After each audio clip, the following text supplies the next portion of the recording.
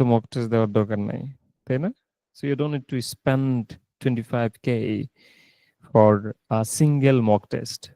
অনেকে চিন্তা করে যে আচ্ছা পরীক্ষা একবার দিয়েই দেখি না কি হয়। এই কাজ করা যাবে না। যখন আইএলটিএস এক্সাম দিবেন চিন্তা করেন ডেফিনেটলি মক টেস্ট দেওয়া উচিত। আমি মক টেস্টের পক্ষে, কিন্তু মক টেস্টে যে ইভ্যালুয়েশন করে বা মার্কিং করে ওটা স্লাইটলি চেঞ্জ হবে। হ্যাঁ, আপনার খুব বেশি এক্সপার্ট টিচার যদি না হয়, সে আপনাকে ভালোভাবে ফিডব্যাক যদি না দেয় আপনি বুঝতে পারবেন না আপনি কোথায় আছেন। শুধুমাত্র লিসনিং এবং রিডিং আপনি নিজে জাজ করতে পারবেন যে আচ্ছা আমি কোথায় আছি। রাইটিং এর জন্য ডেফিনেটলি আপনি একজন দক্ষ মেন্টরের মাধ্যমে চেক করাইতে হবে। ঠিক আছে, যেমন আমাদের স্টুডেন্টরা আমি বলে দিই যে আচ্ছা আপনার অবস্থান এটা আছে, এখন আপনি যদি এটা করেন আপনার 0.5 বাড়বে, আর আর একটু বেশি এটা করলে 1 ব্যান্ড বাড়বে, এবং চারটা যে ক্রাইটেরিয়া আছে ওই ক্রাইটেরিয়া গুলো মেনটেন করলে এটা আসবে। ঠিক আছে, এখন আপনি নিজেও কিন্তু এটা বুঝতে পারেন, বাট আপনার যেহেতু একজন অ্যাজ এ স্টুডেন্ট অনেক সময় আপনি তো আর একদম অনেক ক্রিয়েটিভ নাও হইতে পারেন, হয়তো আপনি আপনার জায়গায় দক্ষ, বাট আইএলটিএস এর ক্ষেত্রে দেখা গেছে যে অনেক কিছু বিষয় আছে যেগুলো আপনার আসলে শর্ট টাইমে প্রিপারেশনে বুঝবেন না। এটা একটা লং রিসার্চের ব্যাপার, তখন বুঝতে পারা যায় আর কি যে এই বিষয়গুলো আসলে মোস্ট কমন প্রবলেম। সো আপনার কাজ হচ্ছে যে কি প্রবলেম সলভ করা। রিমেম্বার এভরিওয়ান এগেইন যে পরীক্ষার 1 মাস আগে প্ল্যান করতে হবে। বেশি থাকলে সময় ভালো, কখনো 7 দিন আগে প্ল্যান করে পরীক্ষা দেওয়া যাবে না। ঠিক আছে, 7 দিন আগে আপনি মক দিতে পারেন, 15 দিন আগে আপনি মক দিতে পারেন। ঠিক আছে, সো পরীক্ষা যেন ভালো স্কোর আসে। আমি এমনও দেখেছি আমাদের একজন স্টুডেন্ট 7 পাইছে, বুঝছেন? তার স্পিকিং ছিল 5। আপনাদের মধ্যে থেকে আপনাদের ব্যাচের একজন, তার স্পিকিং এ 5 এর মতো ছিল, সে স্পিকিং এ 6 পাইছে। বুঝতে পেরেছেন? স্পিকিং এ 6 পাইছে, বাকিগুলোতে ভালো করছে, রিডিং এ ভালো আসছে, লিসনিং এ ভালো আসছে। সো স্পিকিং নিয়ে যাদের ভয়, তারা এটা মাথায় রাখবেন, আপনার রিকোয়ারমেন্ট ফুলফিল করা দরকার। ধরেন পৃথিবীর সব মানে একদম যত ইউনিভার্সিটি আছে, 99% ইউনিভার্সিটি আপনার 6 হইলে enough for the speaking module. Overall you need 6.5 definitely for the master's program. Okay, maybe you need 7 band for the written module. But the thing is that এখানে অনেকেই আছেন যে স্পিকিং 6 এর নিচে, তাই না? কোনো সমস্যা নেই, 6 পাওয়া খুবই সহজ কাজ। 6 থেকে 7 পাওয়াটা একটু স্লাইটলি ডিফিকাল্ট আছে, কারণ অনেকে 7-এর চেষ্টা করে। আমাদের এখানে কিছু স্টুডেন্ট আছে যাদের টার্গেটই থাকে 7, 7.5 পাইতে হবে for the speaking module specially. সেটা আপনারা পাবেন, কিন্তু ধৈর্য ধরতে হবে, ভুলগুলো ঠিক করতে হবে, প্রতিদিন ওয়ার্কআউট করতে হবে, পার্টনার সাথে সঠিকভাবে প্র্যাকটিস করতে হবে। ঠিক আছে, ইনশাল্লাহ আপনারা পাবেন। তবে প্ল্যানিং যেন ঠিক থাকে।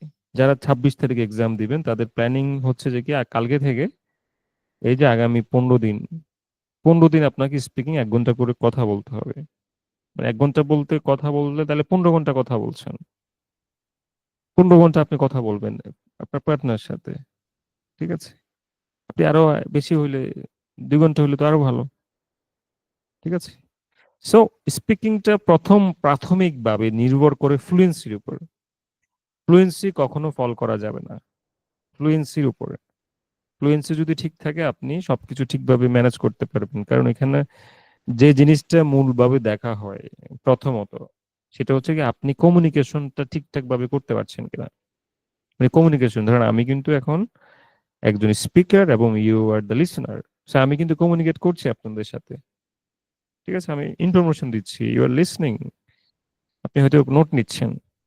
ঠিক আছে, কারণ আমি যদি আপনাকে কথা বলার সুযোগ দিই, ইন্ডিভিজুয়াল কাউকে শরীফুলকে জিজ্ঞেস করলাম যে okay so tell me about this this, তার মানে আমি শরীফুলের সাথে কমিউনিকেট করছি। শরীফুল যখন আমাকে রিপ্লাই দিবে আচ্ছা এটা এটা এটা, তার মানে আমার কোশ্চেন করাটা বুঝতে পারছে, কোশ্চেন অনুযায়ী রিপ্লাই দিছে। কোনো একজনকে ধরেন মিস্টার ওয়াই, আমি জিজ্ঞেস করলাম যে tell me something about your work life.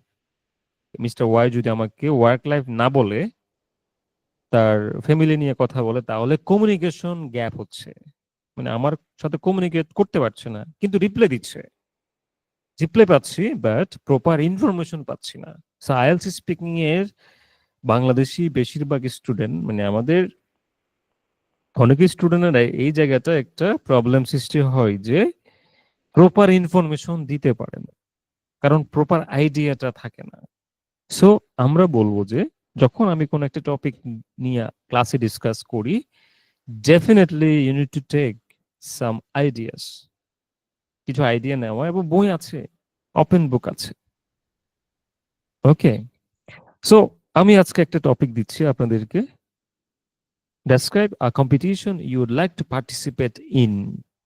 Okay, so এটার আইডিয়া কেমনে পাবেন? ধরেন, describe a competition you'd like to participate in, মানে একটা কম্পিটিশন আপনি পার্টিসিপেট করতে চান। তার মানে দেখেন, এখানে কিন্তু একটা ফিউচার কথাবার্তা, প্রেডিক্টেড কথাবার্তা আছে। এখানে যদি আপনি বলেন যে আপনি একটা কম্পিটিশনে পার্টিসিপেট করেছিলেন, তাহলে কিন্তু কমিউনিকেশন করাটা হচ্ছে না। কিন্তু গল্পটা আপনার একদম সিমিলার, যে কম্পিটিশন, আপনি কম্পিটিশন নিয়ে কথা বলছেন, কিন্তু আপনার ওই যে উডের বিষয়টা, এটা যদি আপনি মিস করে ফেলেন, আপনি যদি বলেন যে 10 বছর আগে I joint a competition at my school, at my college, or at the university, তাহলে কিন্তু হবে না। ইনফরমেশনটা আপনি ভুল দিচ্ছেন। ঠিক আছে, এটা হচ্ছে মিসকমিউনিকেশন করা। এক্সামিনার যখন এটা বুঝবে, তখন আপনাকে মার্ক কমায় দিবে। এই জন্য যখন আমরা কোনো টপিক নিয়ে আলোচনা করব, তখন প্রথমে টপিকটা বুঝতে হবে। টপিকটা দুভাবে বুঝবেন, একটা হচ্ছে মেইন নাউনকে টার্গেট করা, আর হচ্ছে ভার্বটাকে টার্গেট করা। ঠিক আছে, অক্সিলারি ভার্ব থাকতে পারে, অ্যাকশন ভার্ব থাকতে পারে। ঠিক আছে, যেমন competition, you'd like to, would like to participate. ঠিক আছে, সো মেইন ওয়ার্ড গুলোকে টার্গেট করে আমরা আইডিয়া পিক করব। হুট করে ওয়ার্ড দেখছি কম্পিটিশন বলে দিব না, নেভার, এটা করা যাবে না। ঠিক আছে, সো হয়তো আমি এই কথাটা যদি না বলতাম, আপনারা অনেকে চিন্তা করতেন যে আচ্ছা, একটা পার্টিসিপেন্টটা আমি জয়েন করছিলাম, এটা নিয়ে গল্প বলি। এই জন্য আমি আগে থেকে বলে দিছি যে এখানে একটা বিষয় বলতে হবে, একটা কম্পিটিশন বলতে হবে, কোনো মাল্টিপল কম্পিটিশন বলা যাবে না। আপনি বলতে পারবেন না যে আচ্ছা, আমি 10 বছর বয়সে একটা কম্পিটিশনে জয়েন করছিলাম, 20 বছর পরে একটা করছিলাম, 30 বছর একটা করছিলাম, আবার 40 বছর বয়সে একটা করতে চাই, এরকম করা যাবে না। আপনি জাস্ট একটা কম্পিটিশনে জয়েন করতে চান, যেটা maybe debate competition, public speaking competition, তারপর হচ্ছে ম্যাথ অলিম্পিয়াড, বা ক্রিকেট, ফুটবল, যে কোনো কিছু, জাস্ট একটা নিয়ে কথা বলতে হবে। ঠিক আছে, এখানে কোনো কম্পারিজন করতে পারবেন না। একজনে কমেন্ট করেছেন যে কম্পেয়ার করা যাবে কিনা। না, এখানে গল্প একটা দেওয়া আছে, একটা আর্টিকেল দেওয়া আছে, ডেসক্রাইব কম্পিটিশন। ঠিক আছে, বুঝতে পারি, যখন একটা সিঙ্গুলার আর্টিকেল দিয়ে কোশ্চেন করবে, আপনি একটা বাইরে যাইতে পারবেন না, গেলে মিস্টেক হবে। ওকে, এগুলা যখন আপনি স্পিকিং এক্সাম দিবেন, তখন এগুলো মনে থাকবে না। কিন্তু আপনি যদি আগে থেকে তৈরি হয়ে যান, তাহলে কিন্তু আর কোনো সমস্যাই থাকবে না, এক্সামিনে তো বুঝতে পারবেন না। কারণ ওদিনই আপনার সাথে তার প্রথম দেখা, প্রথম পরিচয়। আপনি মুখের কথা যা বলবেন, উনি তাই শুনবে, তাই বুঝবে। আপনি বাড়িয়ে বললে উনি ওরকম শুনবে, আপনি কমিয়ে বললে ওরকম শুনবে। ঠিক আছে, so ready for the test. Okay, এই জন্য আমি আপনাদেরকে রেডি করছি কেন, যেন আপনারা ফাইনাল টেস্ট ভালো করতে পারেন।